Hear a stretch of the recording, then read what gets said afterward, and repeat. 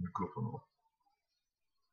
Sí, doctor, buenas noches. Buenas noches, doctor. Sí. Buenas noches, doctor. Buenas noches. Buenas noches, ¿cómo están? ¿Todo bien? 2, 4, 6, 8, 9. Estamos bien, ¿ya? ¿En qué hemos quedado en la anterior clase? ¿Se acuerdan? ¿Recuerdan? ¿Han hecho memoria? ¿Lo han hecho? Yo nomás hago memoria.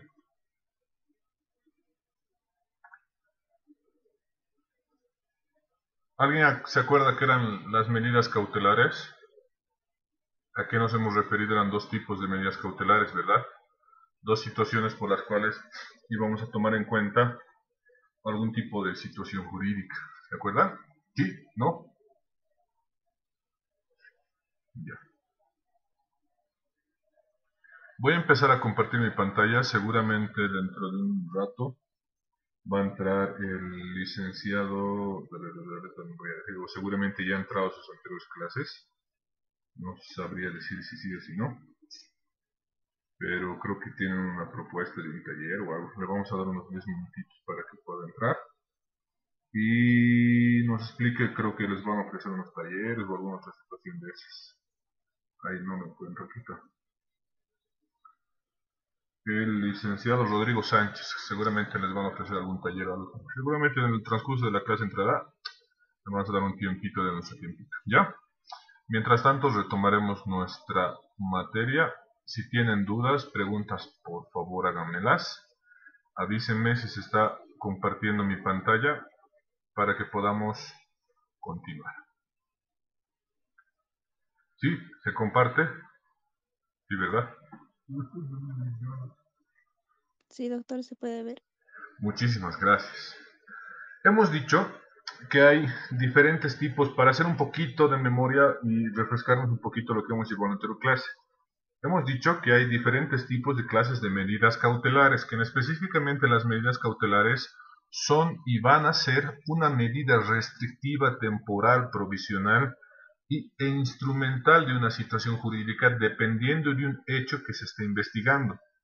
Porque específicamente hemos dicho que vamos a tratar de una etapa investigativa antes y o para preparar un juicio oral, dependiendo las características de esta situación investigativa, ¿verdad? Hemos dicho que una medida cautelar no se supone y no va a tener calidad de una pena anticipada. Evidentemente, una restricción personal o una restricción patrimonial puede contar con un cómputo de la pena que puede llevarse a una pena mínima, media o máxima para poder determinar en cuanto a la aplicabilidad de una pena o la ejecución de esta pena en cuanto a la temporalidad de esta medida cautelar. Porque recuerden que nuestro Código de Procedimiento Penal nos dice que un proceso debe y tiene que durar máximo 3 años.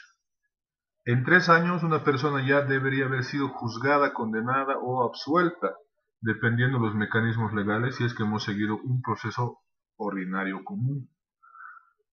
Pasados los 3 años se supone que ya hay una extinción de la acción penal por el hecho de que no se ha podido determinar el hecho causal propiamente dicho. Hemos visto que dentro de las medidas cautelares hemos podido determinar 4 tipos de medidas cautelares personales.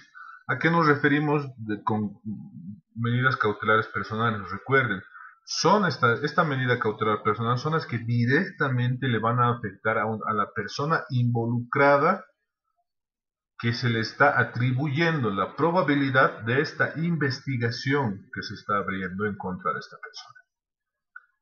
Y estas medidas cautelares van a responder a 4 circunstancias jurídicas. El arresto. El arresto simplemente es una temporalidad de una privación pequeñita de nuestra libertad, nuestro derecho a la locomoción, porque no siempre nos van a llevar a una celda cuando estemos arrestados. Y hemos visto que el que tiene la facultad para poder arrestarnos propiamente, innatamente, es la policía boliviana. Y la norma nos dice que nos pueden arrestar hasta 8 horas. Puede que estas 8 horas sean para tratar de averiguar si es que nuestra conducta recae en un tipo penal o en una acción penal, o en su defecto simple y llanamente nuestro comportamiento ha recaído en una contravención, ¿verdad? Por ejemplo, Me han pescado andando borracho, ¿no? O ayer en la verbena. Me han agarrado borracho, hasta ya, arréstenlo porque no puede andar borracho en la calle. 8 horas. Eso no constituye un delito. O, por ejemplo, pasarme la luz roja. No constituye un delito, constituye una contravención. Me van a arrestar posiblemente o me van a dar una multa. Ya muy diferente la situación procesal cuando hablamos de una aprehensión, que la aprehensión ya obedece a una fundamentación propia de la necesidad de privar de un derecho fundamental, que en este caso es de la libertad, por un tiempo determinado. Esta aprehensión la puede tomar una autoridad pública, que en este caso viene siendo generalmente el Ministerio Público. Nos va a fundamentar, nos va a decir: a ti te hemos encontrado o te han denunciado por este tipo de delito y corresponde porque no me has demostrado dónde vives, tu factura de luz, si tienes familia o algún otro tipo de circunstancia. Entonces, una autoridad va a fundamentar la decisión de tomar una aprehensión por algún peligro existente, inminente, en el que la persona que esté sometida a este proceso no se vaya a prestar o no vaya a otorgar las facilidades de poder contar con su presencia. Pero esta aprehensión va a obedecer a una temporalidad corta. El Ministerio Público va a aprender, pero tiene 24 horas, vean, ¿no? 24 horas, un periodo cortito, para poner en conocimiento de esta situación jurídica de esta persona a una autoridad jurisdiccional. Y esta autoridad jurisdiccional va a decidir si sigue correspondiendo una medida cautelar personal o en su defecto merece algún otro tipo de medida diferente a la que no afecte a sus derechos fundamentales, en este caso en el ejercicio de su libertad, locomoción y desenvolvimiento como persona. ¿Verdad? Muy diferente la aprehensión y el arresto. Las medidas sustitutivas van a obedecer específicamente a una medida instrumental de una situación menos gravosa, de tratar de afectar lo menos posible derechos. El arresto domiciliario, el arraigo, prohibición de salir del país, prohibición de comunicarse con las víctimas, prohibición de comunicarse con los testigos, pero va a seguir gozando de una cierta libertad, por así decirla, pero una libertad controlada, vigilada. ¿Por qué? Porque una autoridad le va a decir: perfecto, tú vas a tener tu arresto domiciliario, vas a poder salir a trabajar, pero me vas a venir a firmar un cuaderno, o a la fiscalía el biométrico vas a ir a venir a poner tu huellita, para saber que tú estás aquí y no te estás dando a la fuga, no te estás escapando. Incumples una de estas medidas que yo te estoy otorgando como medida sustitutiva, la revocatoria incluso es de oficio y puedo disponer una medida más gravosa, incluso la detención preventiva. ¿Verdad? Las medidas sustitutivas siempre van a responder a la calidad e instrumento del tipo del delito. Hay delitos que no merecen algún otro tipo de situación jurídica, como la detención preventiva. Y hay delitos que sí merecen, por su gravedad, su consecuencia, delitos, por ejemplo, contra sectores vulnerables, delitos contra el Estado, dependiendo el tipo de pena que tengan. Nuestro artículo 232 prohíbe para delitos con un máximo de pena de 4 a 6 años la improcedencia a la detención preventiva. La ley ya está prohibiendo, pero hay excepción al cumplimiento. Eso ya depende del tema procesal. Y la última medida cautelar personal, que es la detención preventiva. Esta va a obedecer específicamente a una finalidad, es decir, que a la persona que está sometida no hemos podido evidenciar que esta persona va a prestar su facilidad para el desenvolvimiento del resto de la investigación.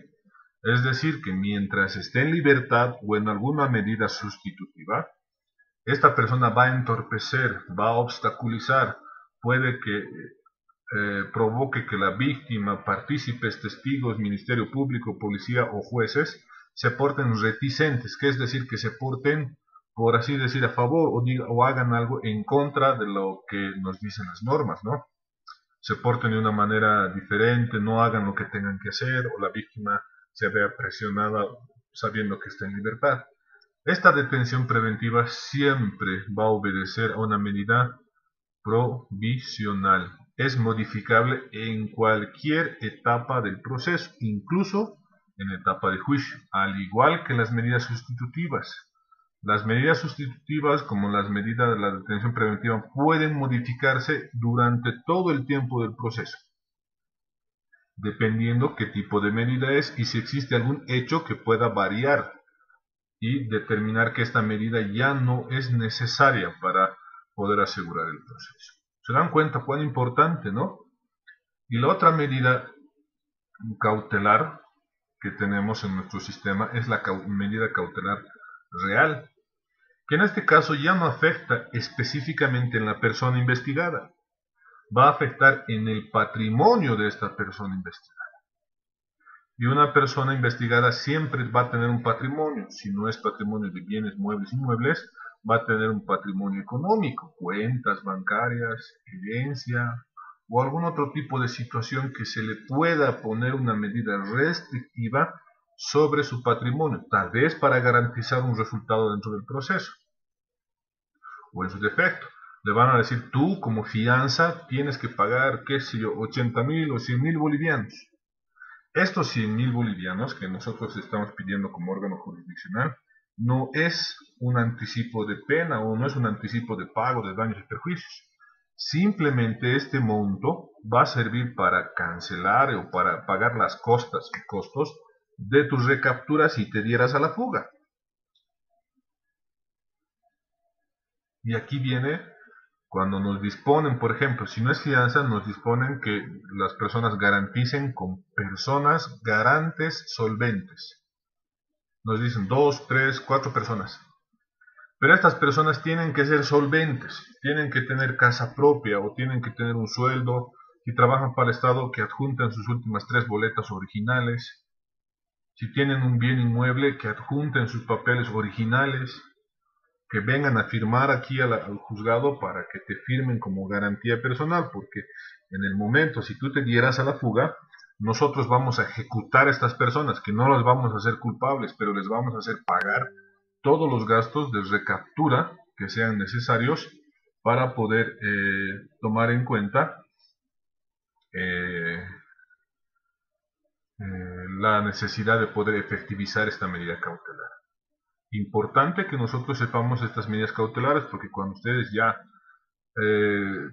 tengan la experiencia y vayan yendo juicio por juicio, audiencia por audiencia, van a ir notando cuán necesaria es la aplicabilidad de una o de otra medida cautelar, siendo la importancia del proceso. Nuestro proceso penal es garantista, entonces es decir, por ejemplo, en delitos patrimoniales ya podemos ir incluso a la conciliación y ofrecer una medida cautelar como patrimonio, como medida cautelar real.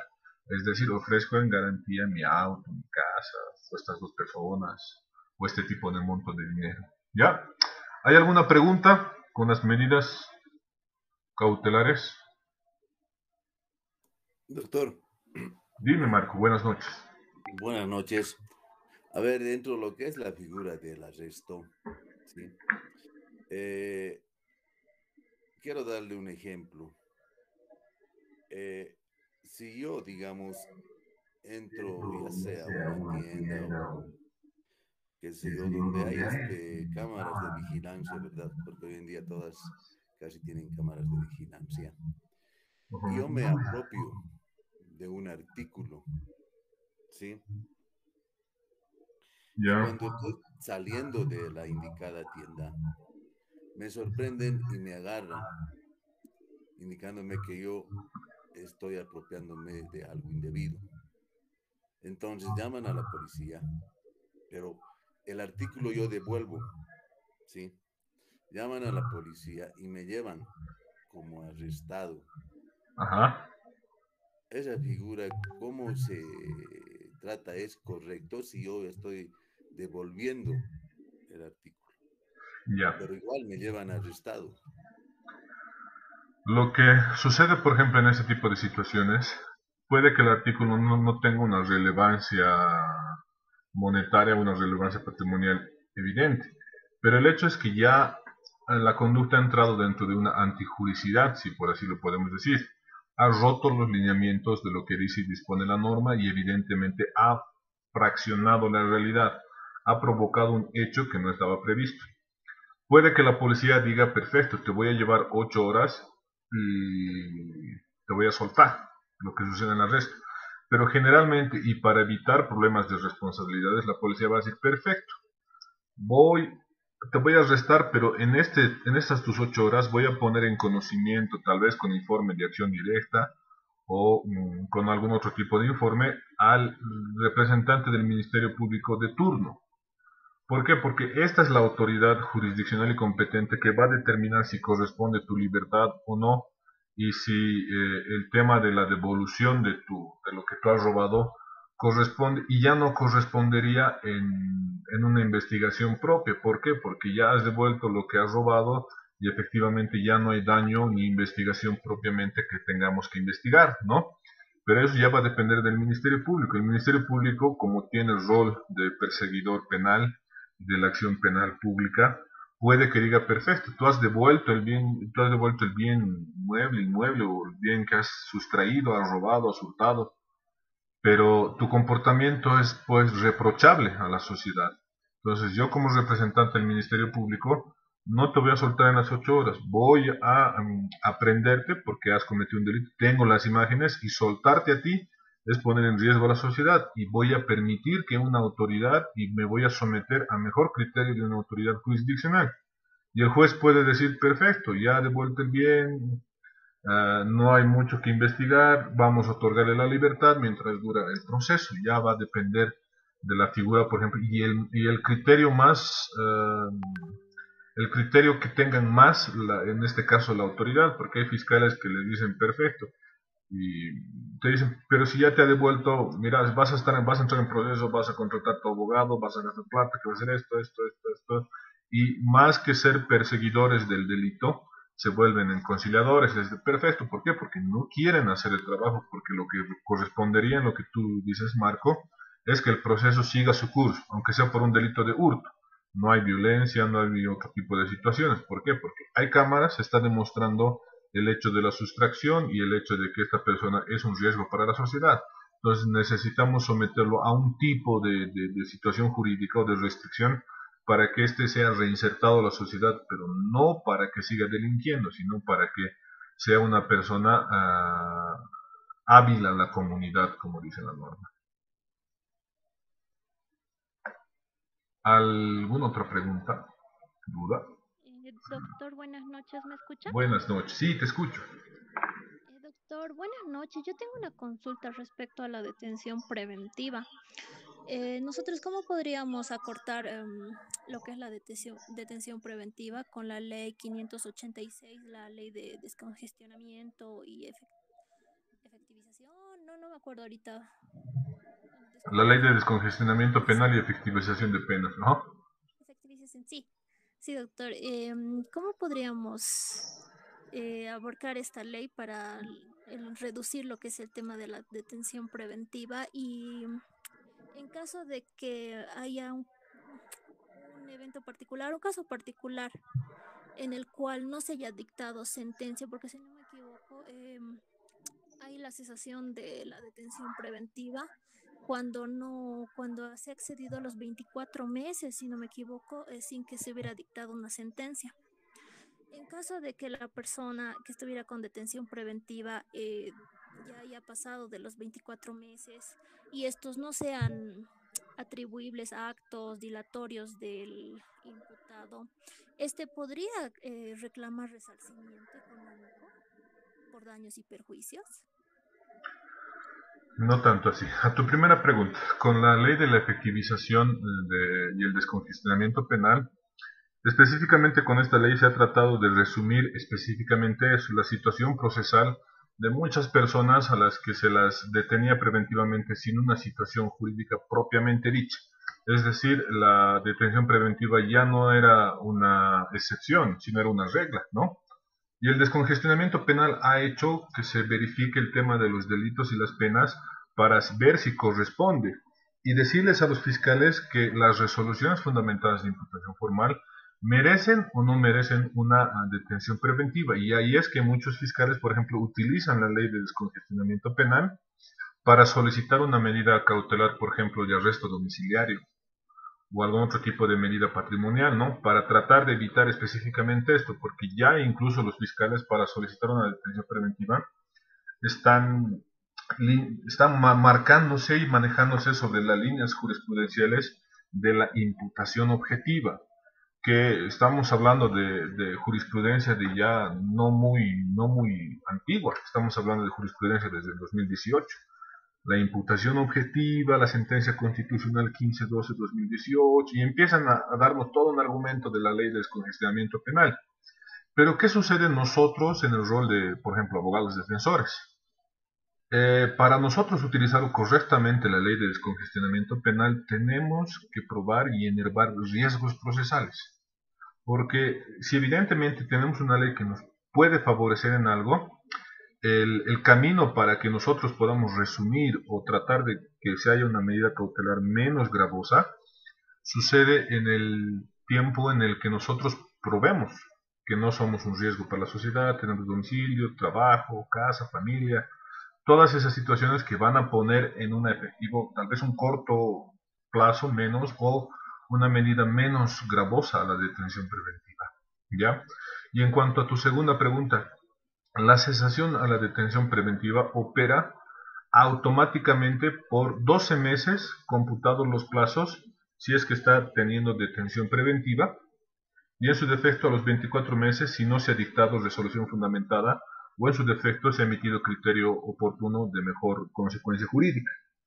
Ambos, ambos Ambos plazos, en este caso el artículo 239, si no me equivoco, en su numeral 7 o en su numeral 6, que es específicamente el que tú me dices, porque la cesación a la detención preventiva opera bajo diferentes causales.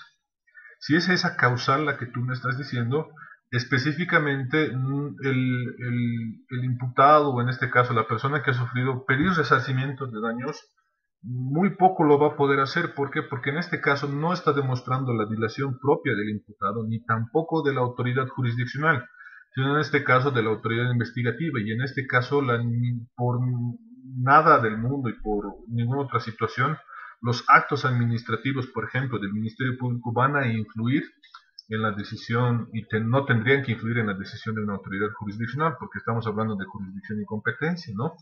En este caso, pedir el resarcimiento del daños y perjuicios no tanto, sino ya operaría de pleno oficio y puro derecho la libertad automática.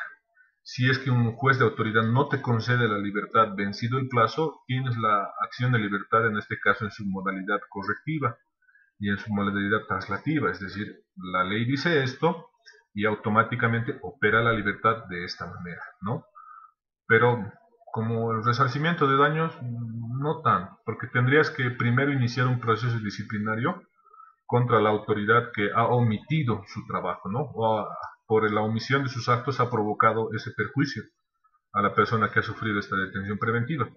Y este disciplinario tendría que tener un fallo, tendría que tener una determinación de un tipo de responsabilidad para que tú puedas iniciar una acción de reparación de daños, tal vez, ¿no? O una acción de repetición en su defecto.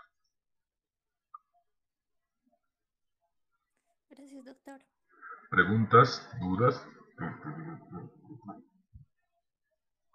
¿Alguien?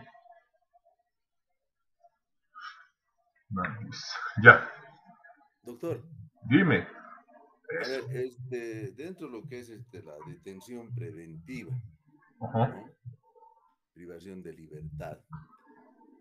Y el otro caso, cuando ya tuvo una sentencia imputado, ahí se le puede seguir un juicio de responsabilidad civil para pago de daños y perjuicios, estando privado de libertad, o tiene que cumplir primero la condena y recién puede asumir ese otro proceso. No. A ver, el proceso civil por reparación de daños y perjuicios existe en la vía ordinaria porque la vía ordinaria es indenominativa, por así decirlo. Pero ¿para qué van a ir a una vía civil cuando tienen la vía y competencia jurisdiccional del juez de ejecución? El juez de ejecución tiene la facultad de poder responsabilizar a esta persona condenada al resarcimiento de los daños y perjuicios en costas y costos, ¿no?, del proceso. Y ahí es donde se abre una caja de reparación de daños y perjuicios, que es lo que se llama en ejecución de sentencia, ¿no?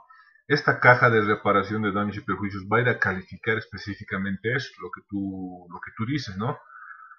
No es excluyente que el imputado esté detenido o esté cumpliendo condena en un centro penitenciario que pague lo que un juez de ejecución va a determinar, ¿no? Y ahí es donde hay que ser vivos, por ejemplo, ¿no? Porque generalmente en cuantía, tanto civil como penal, la cuantía calificable en costas y costos es muy baja, ¿no?, a lo que uno quiere poder calificar, que es decir, me debe, por ejemplo, $5,000, y estos $5,000 en el lapso del año de los procesos ha ganado intereses y todo. Y eso es lo que hay que ejecutar, y en ese momento hay que volverse penalistas civilistas, por así decirte, ¿no? Hay que ser abogados no binarios, ¿no? De penal te tienes que transmitir ese rato civil, pero en una misma vía, en un mismo mecanismo, puedes ir, ¿no? Pero, y en este caso, ante la negatoria de un juez de ejecución por algún tipo de caja de reparación de daños, recién puedes utilizar la vía civil, pero tendrías que tener el documento idóneo y cierto que te demuestre que hay una reparación de daño civil, ¿no?, que pueda ejecutarse. Si no se puede ejecutar, no se puede manifestar la voluntad de la pretensión en la vía civil, por ejemplo, no vas a poder y tu proceso va a estar trancado ahí porque vas a estar en trance, remate, vas a llamar al pasador, al martillero, y nunca vas a lograr nada y se te va a trancar tu proceso y vas a terminar gastando más dinero en otro proceso que haciéndolo responsable, ¿verdad? Sucede que la vía civil la puedes instar cuando no el juez de ejecución te da una negatoria a la caja de reparación de daños. Que eso es muy difícil. Todos los jueces califican, aunque un monto bajito, pero siempre califican una reparación de daños y perjuicios. Por ejemplo, yo he calificado una reparación de daños y perjuicios en un delito de feminicidio, ¿no? Lo han condenado a 30 años sin derecho a indulto, ha vuelto de apelación restringida y ha vuelto de casación confirmando sentencia, ¿no? Y, por ejemplo, aquí él, para cometer el delito, ha hurtado el vehículo. En el vehículo obviamente se ha deteriorado, hemos recuperado el vehículo, hemos calificado con pericia de tránsito. Nos han calificado más o menos el valor del vehículo, hemos calificado el tema de los gastos de los honorarios de abogados, por ejemplo, que ahí necesariamente hay que presentar la factura, ¿no? Y todo eso se le ha condenado, y gracias a Dios este señor tenía bienes para poder ser ejecutados, y esos bienes han sido ejecutados y han sido manifestados en ejecución bajo caja de reparación de daños.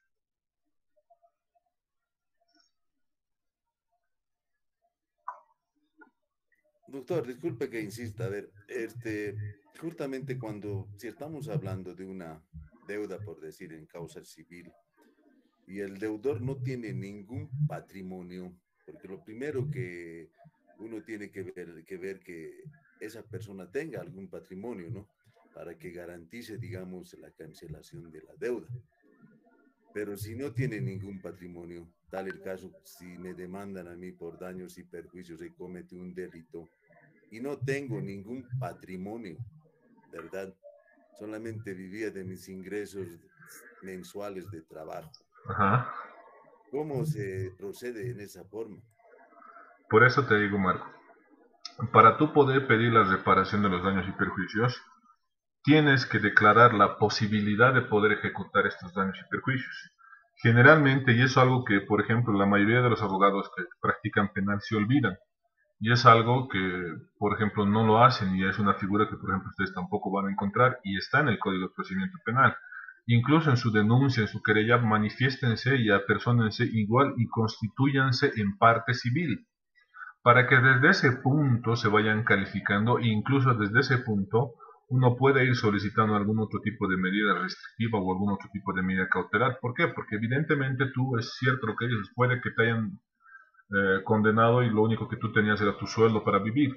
Pero en ese momento que te estás defendiendo, estás agotando todos tus recursos, pero en ese momento que te estás constituyendo en parte civil, puedes generar una medida cautelar para que ese tipo de situación se pueda congelar, por así decirlo, para un futuro en una eventual reparación de daños y perjuicios.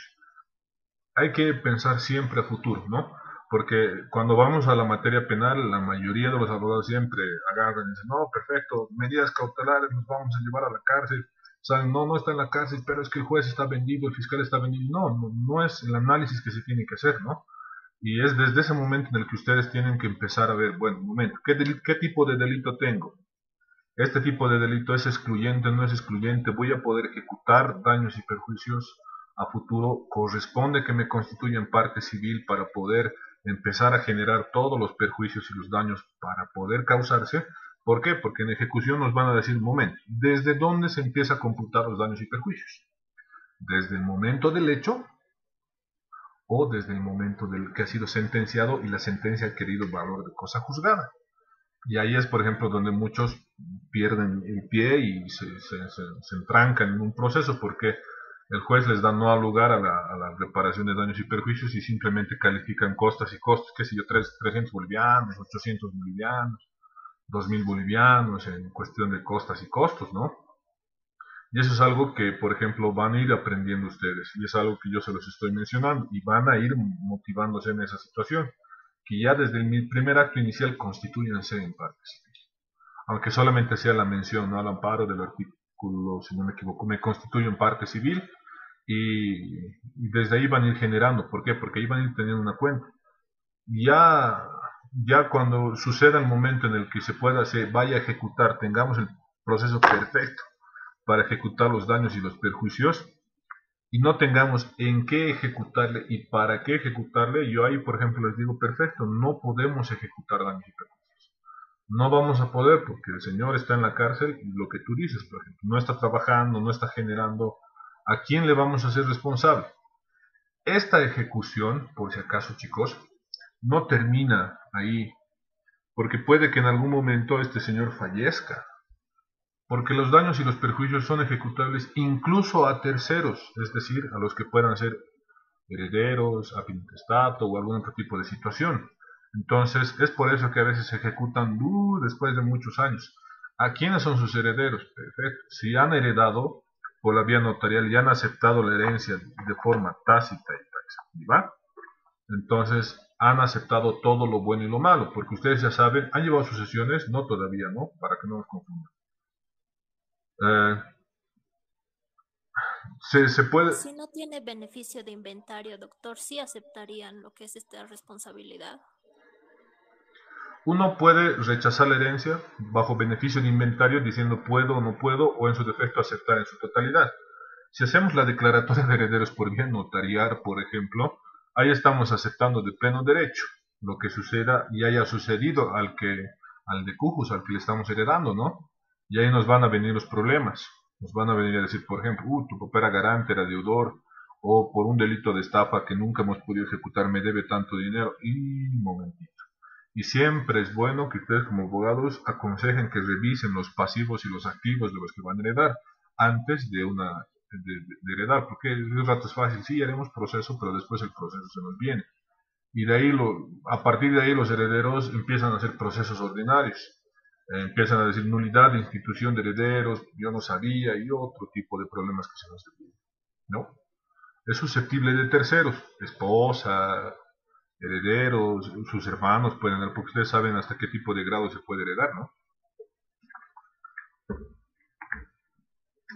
Preguntas. ¿Estamos bien? Interesante lo de las medidas cautelares, ¿no? Sí, doctor, bastante interesante. Eso. Y ahí va lo que nos interesa a nosotros. La detención de ese señor que le decimos imputado, ¿ya? Porque dentro de todo lo que acabamos de comentar y todo lo que nosotros acabamos de hablar, incluso de una medida cautelar provisional, inclusive para llegar a ejecutar algún tipo de situación onerosa en cuestión de daños y perjuicios, esta medida cautelar siempre va a obedecer una excepcionalidad dictada por un juez, destinada a asegurar el desarrollo del proceso. Ahí está. Puede que yo diga, momento, y en eso tienen razón sus compañeros, ¿no? Este señor me ha estafado $10,000. Además de detenerlo preventivamente o por algún tipo de medida sustitutiva, necesito que para poder asegurar el desenvolvimiento del proceso congelemos sus cuentas y anotemos preventivamente todos sus bienes. Por eso dice, a la eventual ejecución de la pena. Aquí ya estamos presumiendo que vamos a necesitar una medida que va a asegurar la ejecución de la pena, no una posible pena. ¿Se dan cuenta? Y ahí está importante lo que sus compañeros nos decían y muy interesantes sus preguntas en el sentido en el cómo vamos a ejecutar la pena. Porque la pena no solo es la ejecución, es decir, tú vas a cumplir 30 años sin presidio y te voy a mandar a este centro penitenciario. No, la ejecución de la pena es ver el cómo se va a ejecutar, el cómo vamos a garantizar la pena. Hay reparación de daños y perjuicios. Necesitamos hacer algún otro tipo de medida cautelar para poder garantizar esta ejecución. Además de la ejecución, vamos a ver que esta persona cumpla su sentencia, pero en una medida restaurativa, no gravosa, ¿no?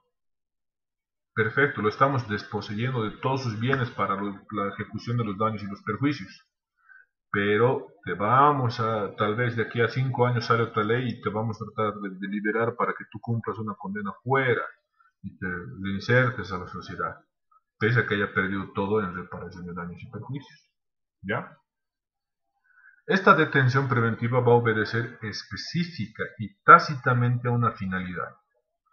Esta finalidad simplemente es la medida instrumental para lograr la eficacia del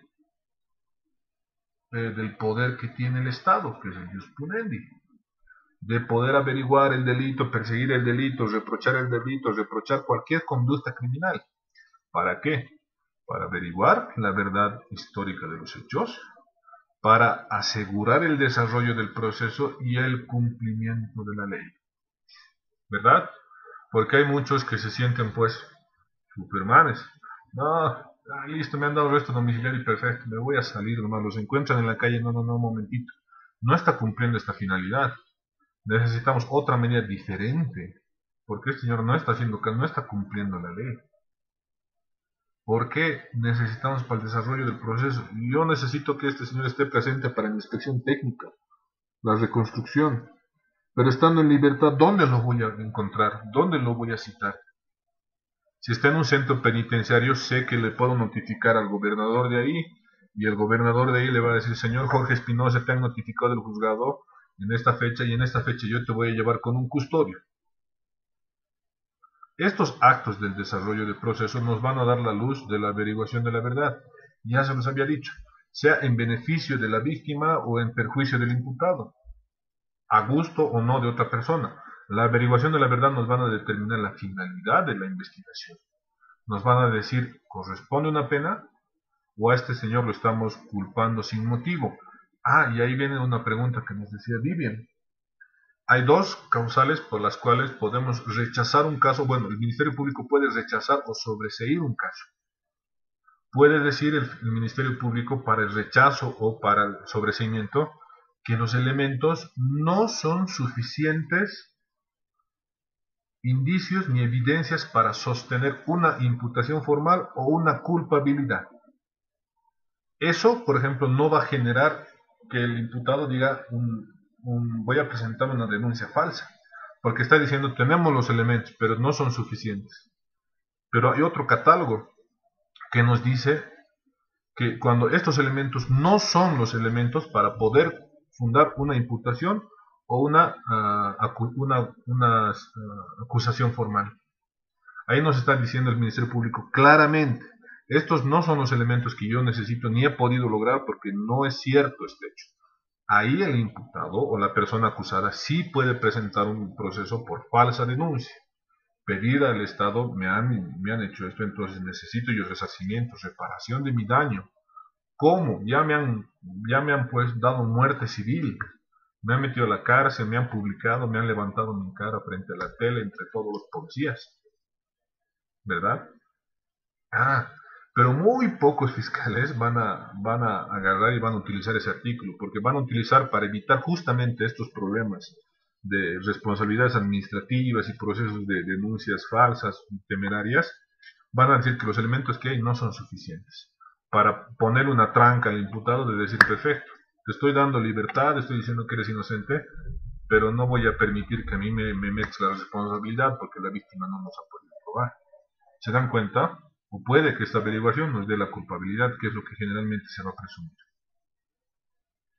La detención preventiva va a obedecer específicamente a características, ¿ya?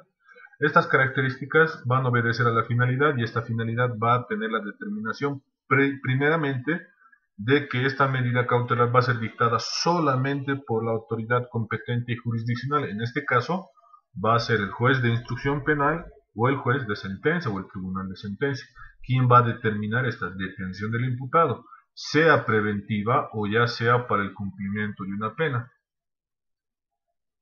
Ya.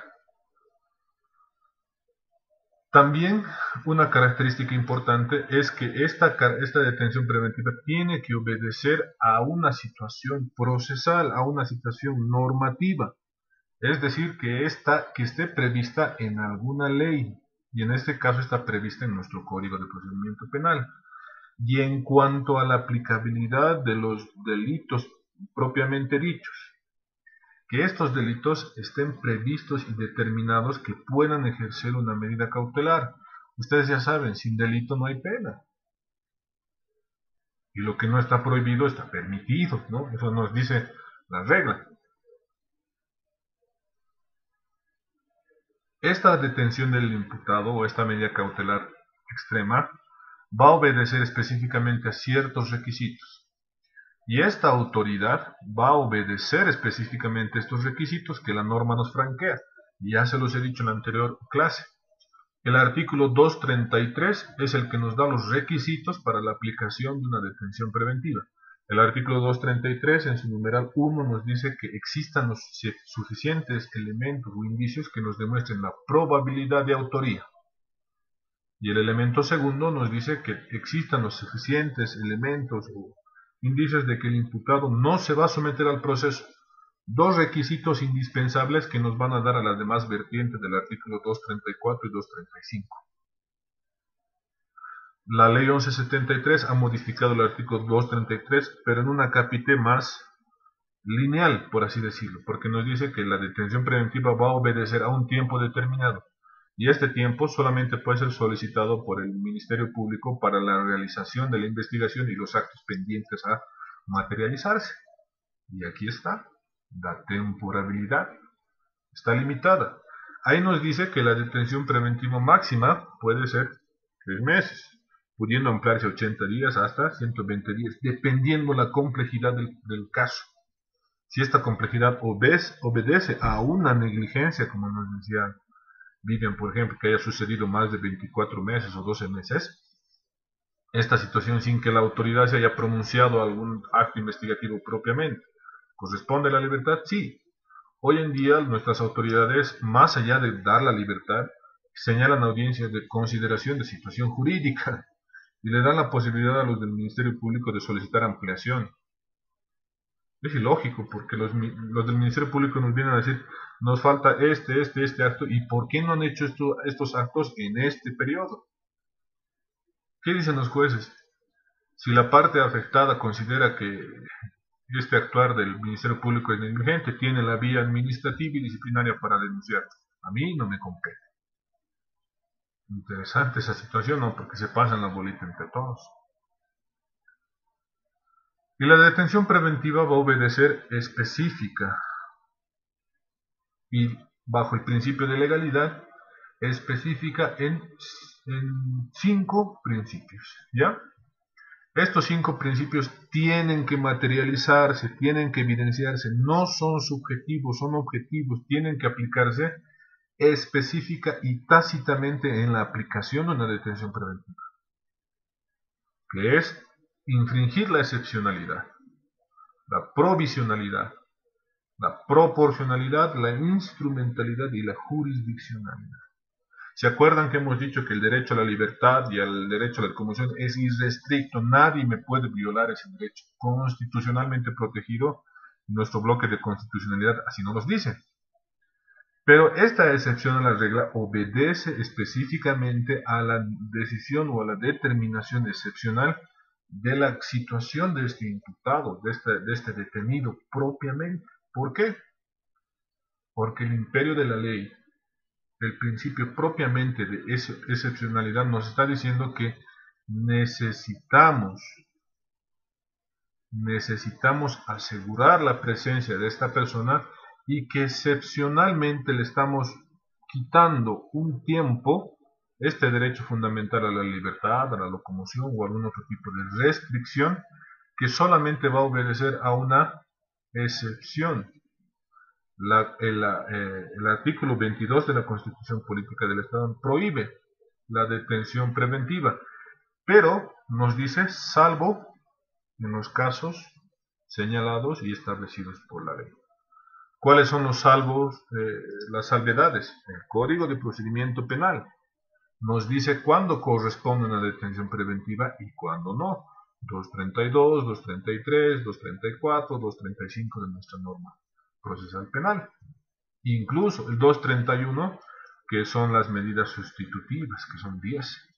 Y la numeral 10 nos dice procede detención preventiva excepcionalmente a la regla.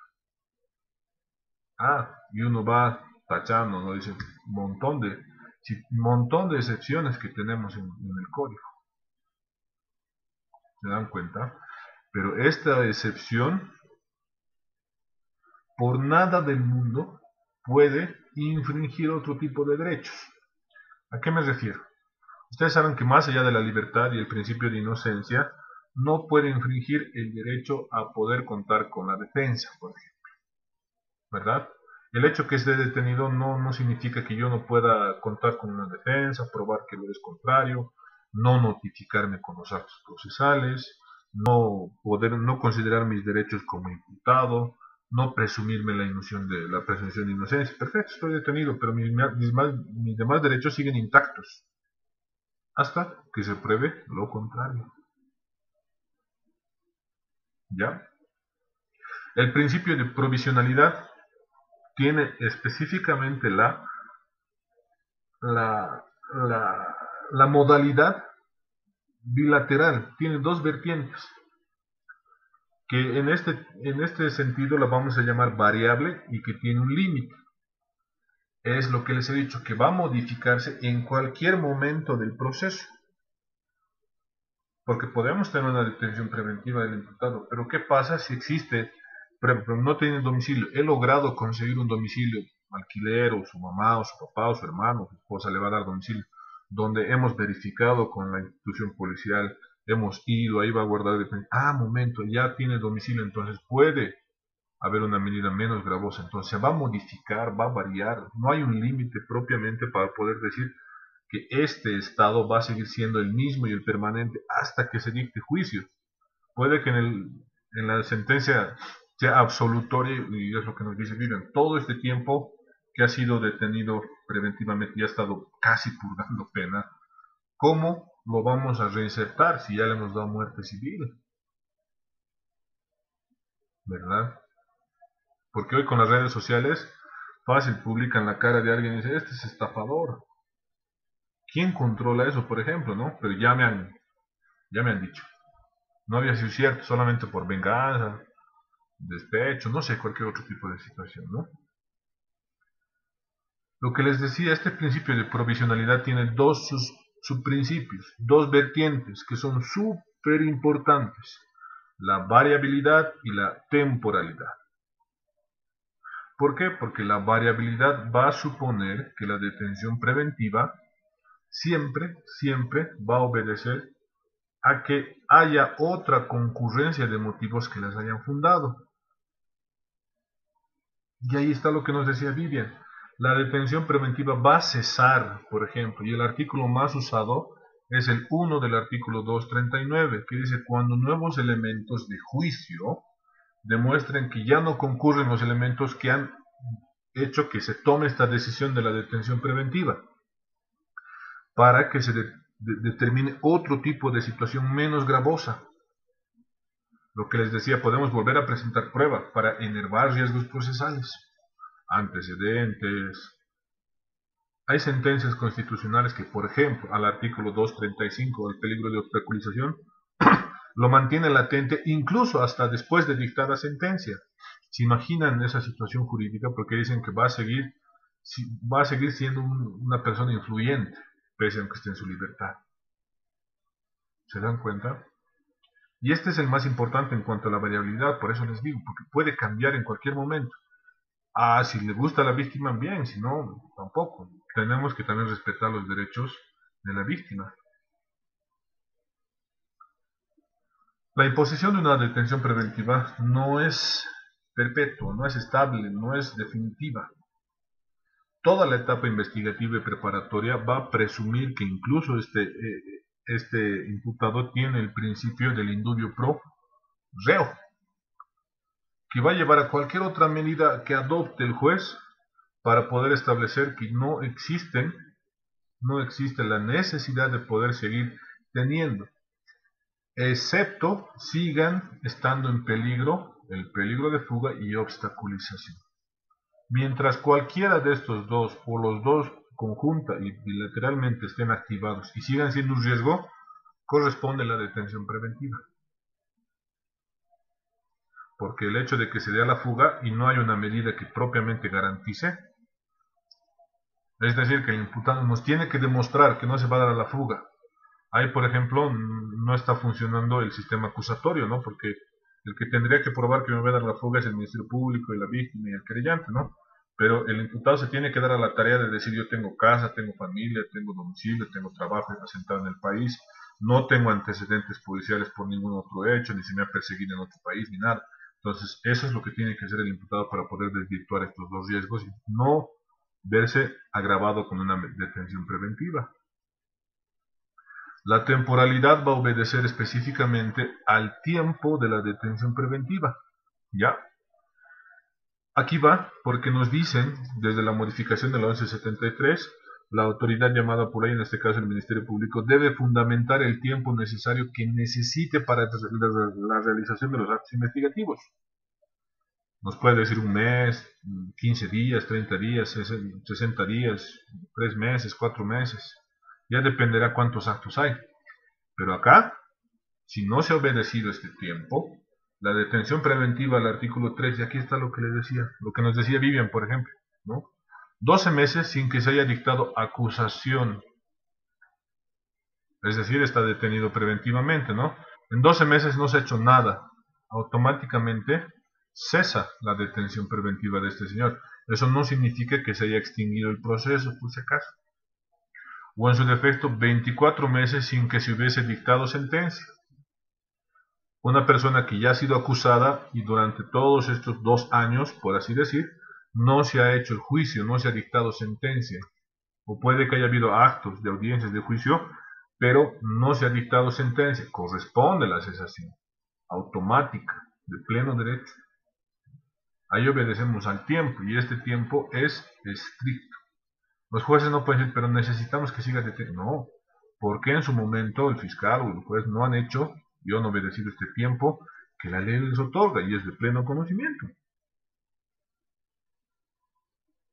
Hay una excepción a estos 2 meses, a estos 2 tiempos, mejor dicho. No se puede beneficiar de detención, de cesación, los delitos de corrupción, seguridad con el Estado, feminicidio, asesinato, niño, niña, adolescente e infanticidio, porque presumen que estos delitos son de alta relevancia jurídica y social, de alta afectación social. Ya lo dice la norma, entonces cualquiera que esté por estos delitos, haya pasado este tiempo, perfecto, no pasa. ¿Se dan cuenta? Y ahí está lo que nos dice la norma constitucional, y en específico una de las sentencias que se los he anotado y está para conocimiento de ustedes, por si acaso que no va a entrar en el examen. Toda persona tiene el derecho a que se someta a un proceso y este proceso esté dentro de un término razonable y un tiempo adecuado, según la norma. ¿Por qué? Porque el Estado no tiene la facultad indefinida de calificar y tener este jus punendi para siempre en una persona. Recuerden que cada hecho, cada delito es diferente en su forma de ser, accionar y de nacer ante la antijuricidad. Ningún hecho, por más que sea el mismo delito, va a ser igual que el otro. Entonces el Estado no va a tener un fin perpetuo. de poder someter a una persona a investigación y a un proceso. Entonces, si el Estado no ejerce su razón de ser, no ejerce su jus punendi, no puede someter a una persona a un proceso, es decir, tácita y automáticamente se estaría demostrando la inocencia, porque no han hecho lo que correspondía. Y esa ya no es responsabilidad de la víctima, porque el Estado tiene todos los mecanismos necesarios para poder proteger a una víctima. Pero no lo ha hecho, ¿verdad? El principio de proporcionalidad, también más llamado el de prohibición de exceso o de razonamiento jurídico. Este va a tener la finalidad de poder aplicar una detención preventiva siempre y cuando guarde una relación a la pena del non iuris, del delito propiamente calificado. Si el delito calificado no previste de las normas procesales y las reglas de la aplicación de los requisitos para la detención preventiva, no se puede aplicar una detención preventiva. Eso es regla. Eso es como el Padre Nuestro. Hay jueces que dicen violencia familiar y doméstica. Perfecto. La violencia familiar y doméstica calificada no tiene pena privativa para que se pueda considerar una detención preventiva, pero los llevan a la cárcel. ¿Qué dicen? No, pero al agresor se lo ha encontrado en el domicilio de la víctima y se le ha dado orden de alejamiento. Perfecto. Ahí están incumpliendo la norma y ahí es donde vienen acciones de libertad correctivas. La ley prohíbe y muchas acciones de libertades funcionan. Porque dicen, perfecto, si la ley prohíbe, el juez lo que debería haber hecho no es darle libertad pura y simple. Lo que el juez debería haber hecho es darle un tiempo razonable para que esta persona investigada, sometida a proceso, nos demuestre o nos diga dónde va a vivir para que nosotros lo encontremos. Para que un personal de mi despacho vaya a su casa, saque fotos y sea este personal el que diga, he ido al domicilio de este señor y ahí va a vivir, ya. Entonces te pongo arraigo y te pongo algún otro tipo de medida. La proporcionalidad no es un exceso. Y las autoridades han entendido mal la proporcionalidad. Porque entienden que dicen la proporcionalidad no aplicándose en un exceso, sino ante la situación jurídica en el que necesitamos que esté detenido preventivamente. Bajo el título de proporcionalidad. Pero la proporcionalidad, incluso en la normativa internacional y jurisprudencia internacional, es el principio del no exceso y de la prohibición de exceso. Por ejemplo, la sentencia de la Corte Interamericana de Derechos Humanos Santos contra Nicaragua ha prohibido esta situación y nosotros tenemos que obligar porque las decisiones de la Corte Interamericana de Derechos Humanos en cuanto es vinculante a nuestro bloque de constitucionalidad. El principio de proporcionalidad va a obligar específicamente a esta autoridad jurisdiccional o esta autoridad que tiene competencia y decisión a poder tomar específicamente la consideración de la dosimetría penal. No es que esté imponiendo una pena, sino es que va a ver si esta pena merece una situación jurídica para poder determinar si existe una medida que sea necesaria para poder aplicarla. Un juez va a ver, este delito tiene una pena de 3 meses a 1 año. No corresponde a detención preventiva. Pero perfecto. Lo voy a someter a otras medidas. ¿Se dan cuenta? La proporcionalidad de la medida. Ahí no está viendo el conjunto del delito. No está viendo el desglose del delito, ¿no? Está viendo la pena. Dice, perfecto, se le está subsumiendo una probabilidad y una autoría ya de este delito. Pero ¿qué nos dice la pena? Porque recuerden que para un delito tenemos el desglose, el descarte y la subsunción. Y eso es lo que utilizan los jueces. El desglose. Vamos a desglosar el comportamiento de esta persona en el tipo penal. El descarte. Vamos a ver si este comportamiento no encaja en algún tipo de penal para ver qué consideración tenemos. ¿Verdad? Y la subsunción. Allá está. Un momentito. Esta subsunción, mediante el desglose, le he permitido manejar el delito y en su comportamiento. Pero este tipo de delito, más allá de la forma y el non iuris, tiene una pena privativa. ¿Corresponde una medida cautelar? y eso ya lo determinará una autoridad pública. Este principio de proporcionalidad se va a desglosar también en vertientes, y en específica primera a la necesidad. La necesidad de poder privarle a una persona de este derecho fundamental, que esta necesidad va a obedecer a una decisión de última ratio, de extrema medida. Por eso los jueces dicen, vamos a aplicar la extrema medida, porque existen los peligros de fuga y obstaculización, tiene que fundamentar. Contrarrestar si corresponde estos dos riesgos, o si en estos dos riesgos podemos poner una medida sustitutiva. Ver qué opera, no opera en una detención, porque recuerden que esta autoridad está tratando con la vida de una persona, no de un supuesto, ¿verdad?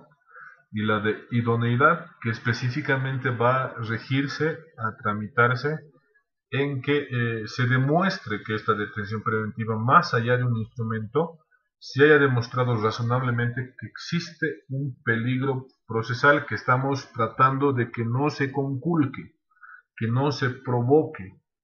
Y este riesgo procesal no se ha provocado por esta persona a quien le estamos siguiendo el proceso. Porque no lo voy a provocar yo como autoridad, ni el Ministerio Público, ni la víctima. El riesgo procesal es nato de la persona investigada. Estoy justificando, ahí está, estoy diciendo idóneo, no es que este señor no tiene casa, ni familia, ni trabajo, no sé, es un peligro para la víctima, se ha tratado de escapar, un montón, le podemos meter todos los numerales, los 10 numerales o los 7 numerales del 234 y los 3 numerales del 235, pero eso ya va a obedecer a una idoneidad. El principio de instrumentalidad específicamente nos va a aplicar a solamente que la medida cautelar de la detención preventiva de una persona va a obedecer a asegurar la investigación y los fines del proceso, que se desarrolle y se materializa solo en la averiguación de la verdad, el desarrollo del proceso y la aplicación de la ley, principios que ya hemos visto antes, se dan cuenta, ¿no?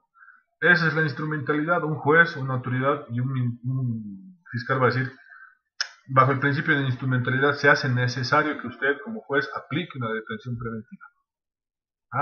El juez velará y va a decir, perfecto, necesitamos asegurar este proceso.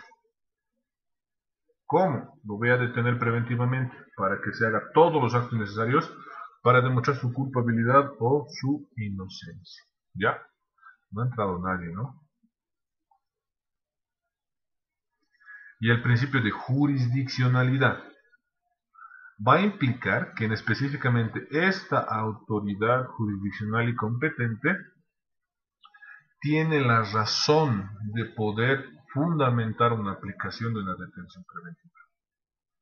Esta detención preventiva del imputado o esta detención del imputado, sea cual sea, no puede ser sometida por ninguna otra autoridad. Está prohibido por el fiscal, está prohibido por la policía, y ahí viene. ¿Por qué? Porque se entiende de forma subjetiva, ¿no? Y ustedes no van a poder ver y encontrar así tácito esta situación. ¿Por qué? Pasa más de las 24 horas de que el fiscal lo tiene en su poder a este sujeto o a este sujeto procesal calificado como investigado, ya se supone que lo está deteniendo preventivamente o está haciendo una detención. Entonces, ha pasado más de una hora, pónganse 25 horas. Ya corresponde la libertad porque no está obedeciendo al principio de jurisdiccionalidad, que tiene que poner en conocimiento de una autoridad jurisdiccional para que esta autoridad sea la que decida sobre la aplicación de una detención preventiva. Ni la policía. Ha pasado más, ¿no? Por eso a veces muchos entran a la calle y empiezan a contar a qué hora ha entrado. Ya, pasa un minuto, ya, acción de libertad ese rato. Pero no, mi reloj recién falta -5. Hay que ser condescendientes con la hora. Por eso incluso desde la informalidad de la acción de libertad, la acción de libertad puede ser presentada a mano, en papel higiénico, puede ser presentada por una persona que está detenida sin necesidad de abogado. Voy a interponer acción de libertad, le va a decir a un policía, a un fiscal del Ministerio Público. y ellos no pueden negarse a esta solicitud, tienen que llevarlo ante la autoridad que corresponde para que él diga, me han detenido ayer a las 8 de la noche y ahorita ya a las 12 del mediodía y no me han notificado con nada. Y opera la acción de libertad de esa forma, entonces una autoridad va a decir, perfecto, a ver, denme los informes, si es cierto y evidente, corresponde a la libertad, y eso no va a implicar que el proceso pueda continuar. Pues perfecto, lo estoy poniendo en libertad, pero te voy a citar para otro día para que vengas a declarar. Y ahí te puedo volver a prender. ¿Te dan cuenta? No genera una nulidad, por si acaso, ¿ya?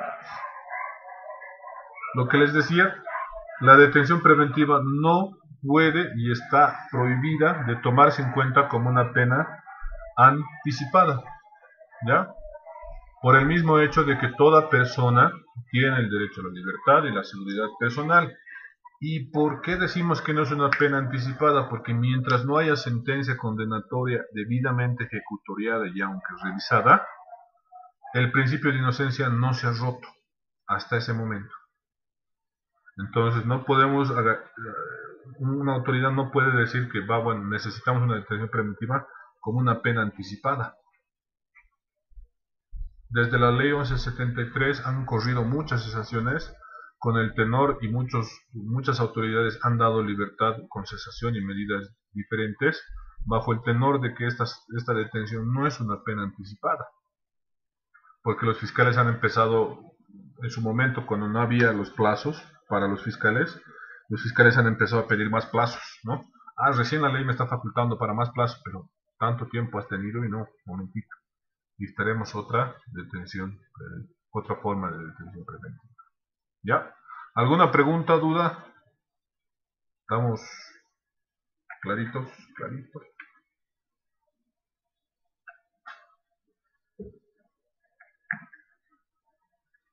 Mucha. Nos he dejado sin palabras. Ya, mentira. No, doctor, es que esta parte sí está clara. Eso, qué bien, súper bien. Ahora nos toca hablar de la imputación formal, ¿ya? Que la imputación formal tiene diferentes mecanismos y formas de ser. Y para ser más claros con ustedes, la imputación formal solamente puede ser atribuida de dos formas. La imputación va a ser atribuida a través de una denuncia de la persona directamente ofendida o a través de una querella. Y en su defecto, la imputación formal, ya con el título de formal, la va a hacer el Ministerio Público. ¿Ya? ¿Por qué? Porque cuando nosotros presentamos una denuncia como personas particulares o como directamente ofendidos, o una querella, estamos imputando un delito a una persona. Y en este momento no está teniendo en conocimiento el Ministerio Público ni la Fiscalía, solamente yéndonos a un proceso ordinario, ¿no?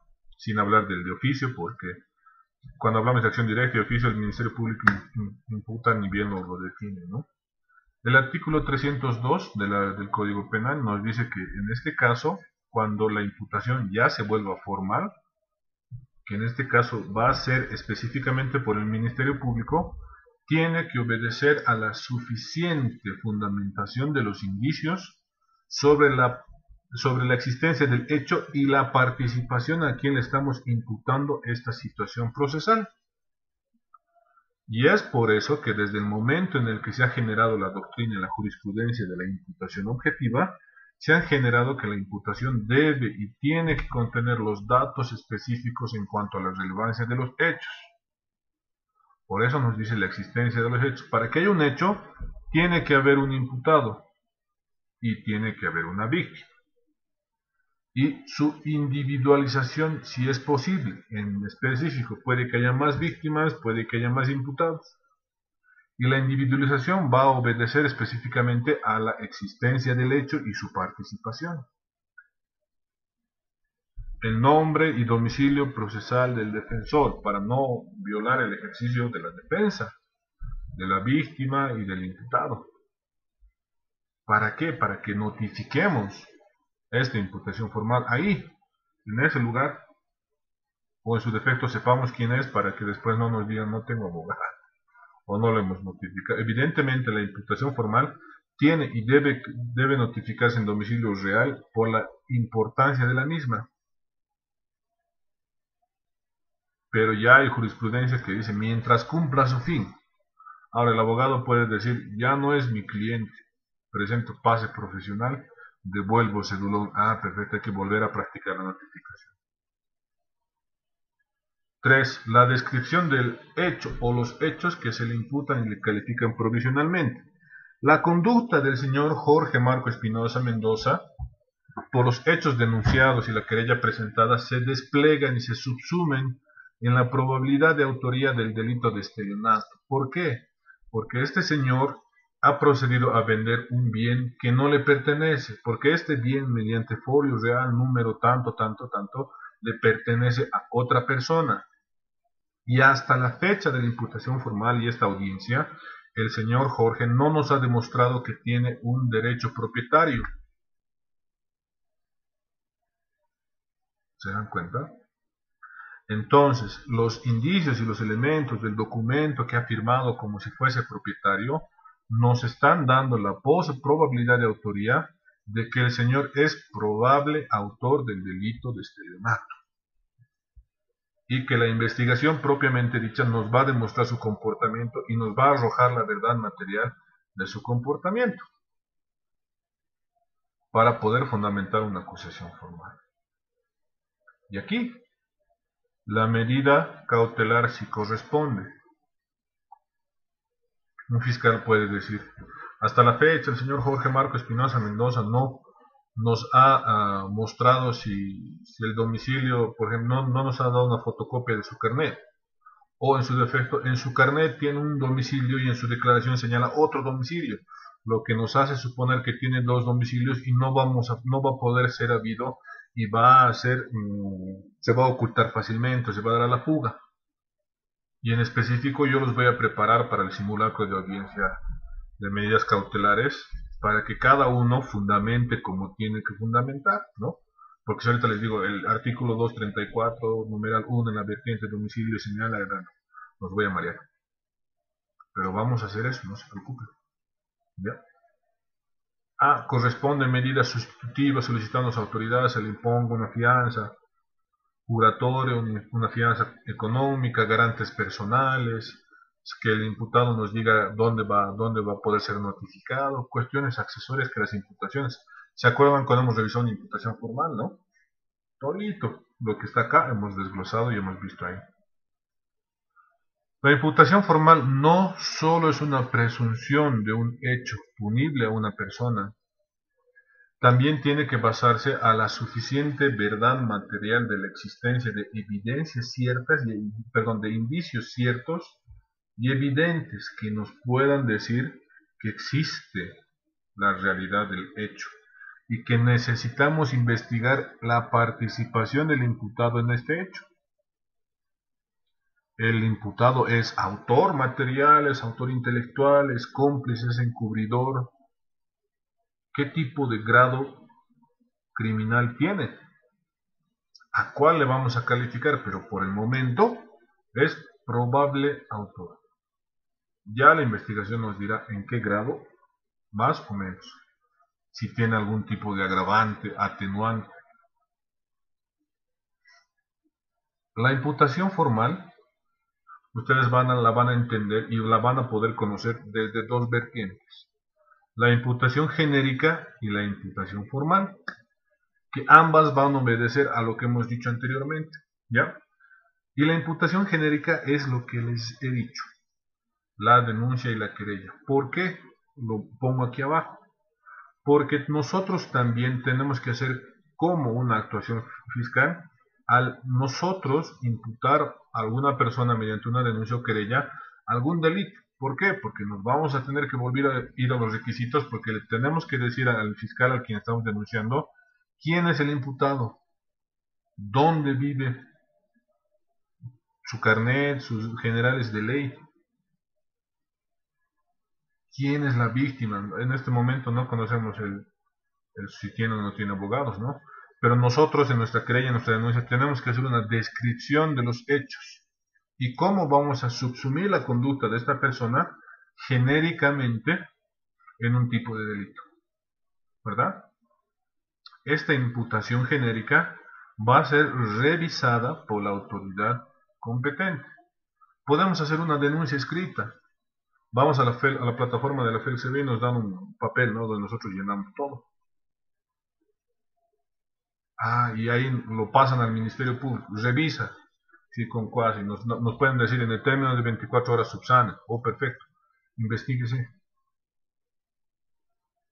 Pero la imputación genérica todavía no es la atribución formal de un delito, porque solamente es el inicio de una investigación, una desrelación jurídica de una afectación de connotación social. Y la imputación formal específicamente va a decidirse y se va a sostener ante la motivación de la autoridad llamada por ley, en el contenido que hemos visto hace rato, cumpliendo los requisitos.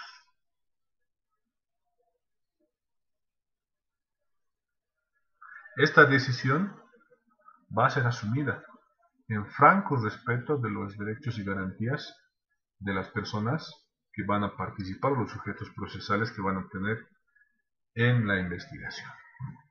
A partir de ahí nosotros vamos a tener una concepción de quién es el imputado y qué estatus va a adquirir esta persona a quien le estamos imputando un delito. Y ahí es donde nosotros tenemos que calificar bien y decir a quién vamos a considerar como imputado. Y el artículo 5 nos dice, es toda persona o es aquella persona a la que se le atribuye la comisión de un delito ante la autoridad llamada por ley encargada de la persecución penal.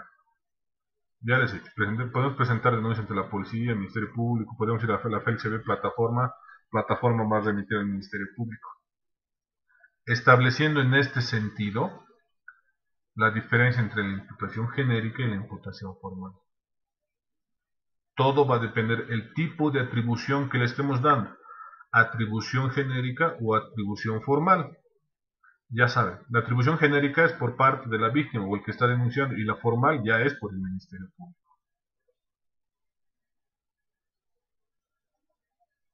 La imputación formal, más allá de ser la atribución de un hecho punible a una persona, va a obedecer específicamente a la intervención de esta subsunción de la existencia del hecho, para poder materializar la participación criminal, la realización de la calificación provisional del delito, porque la imputación formal es provisional.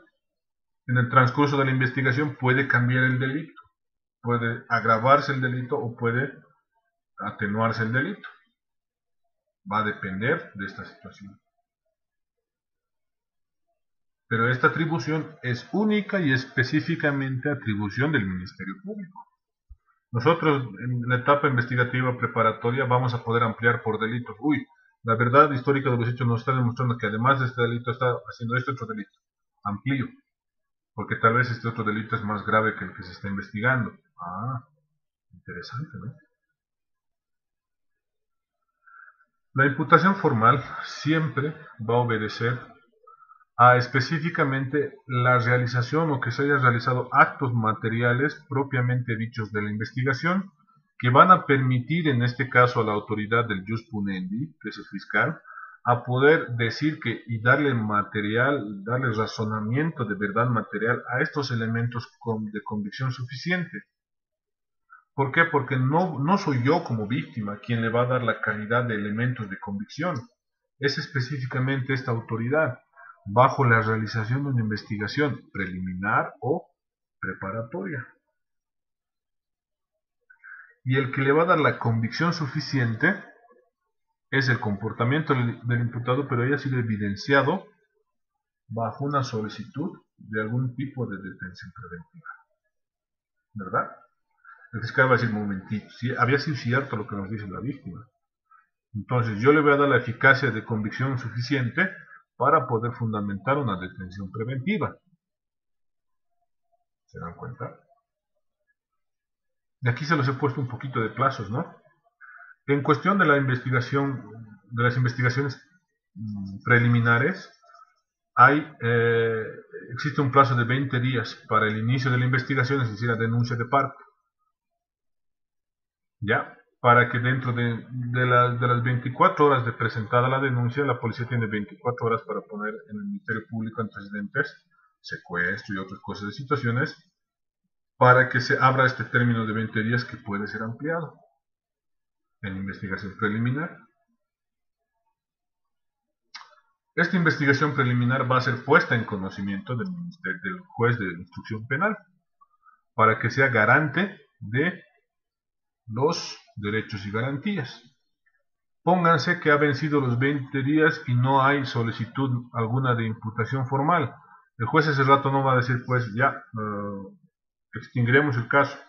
Le va a decir al fiscal que dentro de los 5 días a partir de su notificación con la conminatoria como control jurisdiccional, emita una resolución conclusiva, preliminar. En esta etapa solamente hay dos opciones: rechazo de la denuncia o imputación formal. Las dos van a obedecer a situaciones diferentes. Estos 5 días no son ampliables. Incumple y automáticamente el proceso recae sobre nulidad. ¿Se dan cuenta?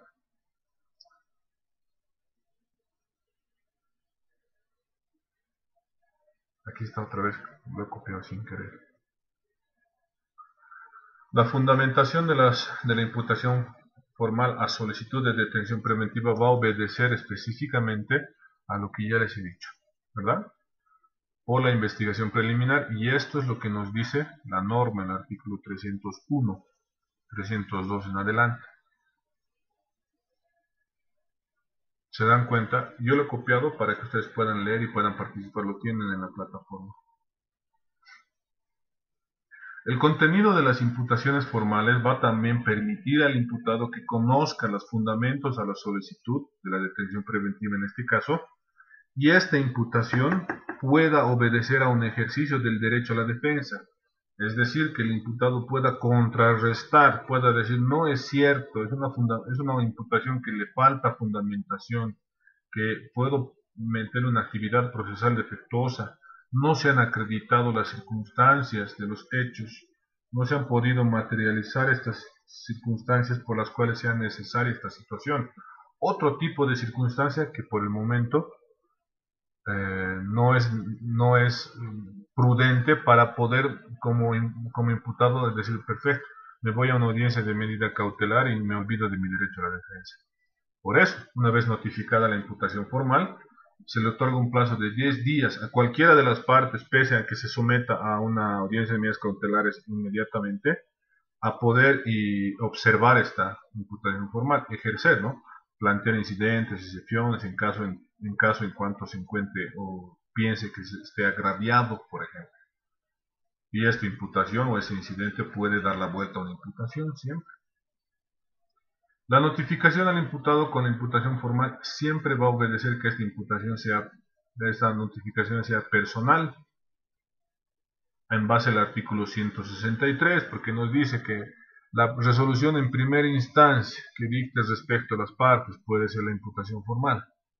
La resolución de sentencias y autos definitivos, que eso lo dice el artículo 163. Ya hay jurisprudencia que nos dice, porque puede que mi carnet diga un domicilio y salga, qué sé yo, mi hermano, mi mamá, o mi esposa, mi hijo. No vive aquí. ¿Quién eres vos? Soy su tío.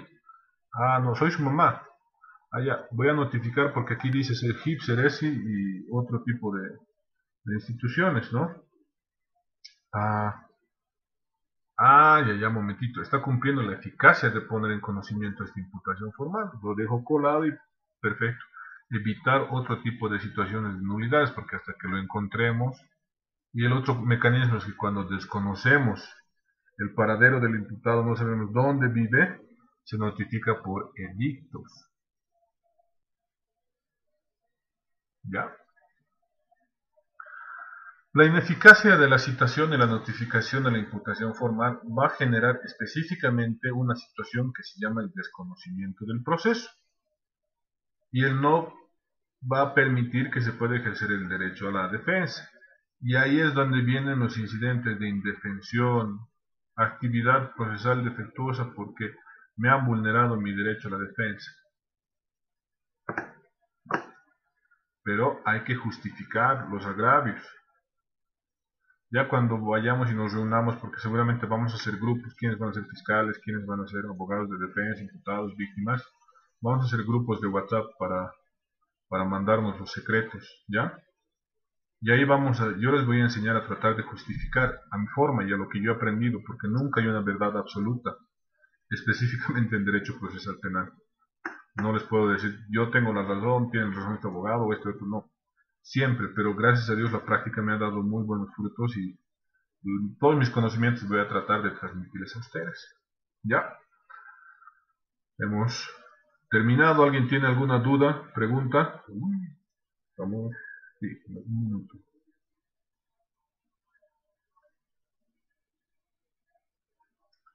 Preguntas, dudas.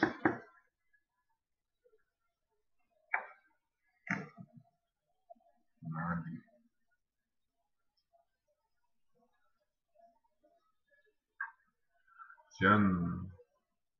No se han dormido, ¿verdad? No, doctor, solo que esta parte sí está clara. Qué bien, qué bien. El siguiente tema ya nos viene el tema del rito judicial. ¿Ya? No sé, vamos a tratar de reunirnos para hablar con ustedes con el tema del simulacro. ¿Cómo quieren realizarlo? ¿Quieren que sea específico, especialista? O en su defecto podamos hacer el tema de reunirnos para que no ocupe mucho el tiempo de ustedes. ¿Ya?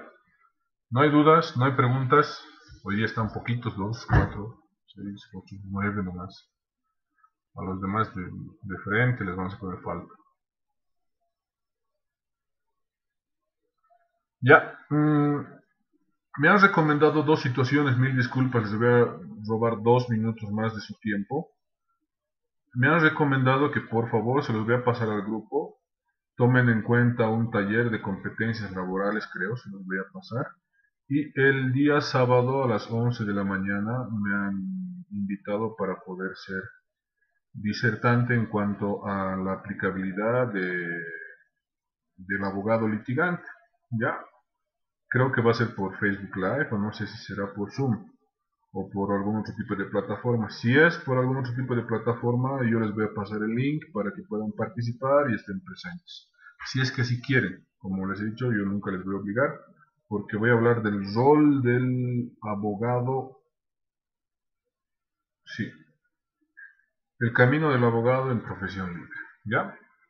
Creo que es este sábado y si quieren se los paso también las diapositivas o todo el taller que vamos a hacer para que ustedes también tengan conocimiento. Están cerca, muy cerca a que ustedes se profesionalicen y de alguna forma les va a servir.